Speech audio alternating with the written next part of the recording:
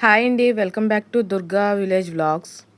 ఈరోజు ఏంటంటే తెలిసిన వాళ్ళ ఫంక్షన్కి వెళ్తే ఈ ప్లేట్ అయితే గిఫ్ట్గా ఇచ్చారు.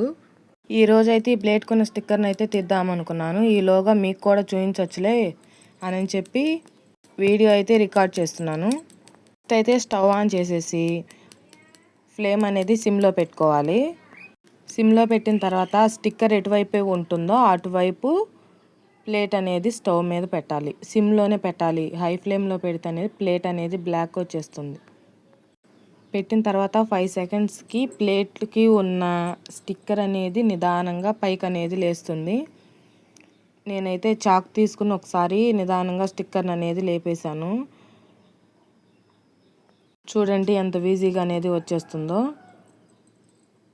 ఆ ప్లేట్కి అనే స్టిక్కర్ని తీయకపోతే వాటర్ తడిపినప్పుడు ఆ పేపర్ అనేది నానిపోతూ ఉంటుంది, నీట్గా క్లీన్ అవ్వదు. అందుకని ఈ టిప్ అయితే ట్రై చేశాను. ఈ టిప్ మీకు నచ్చినట్లయితే ప్లీజ్ లైక్ చేయండి, సబ్స్క్రైబ్ చేసుకోండి.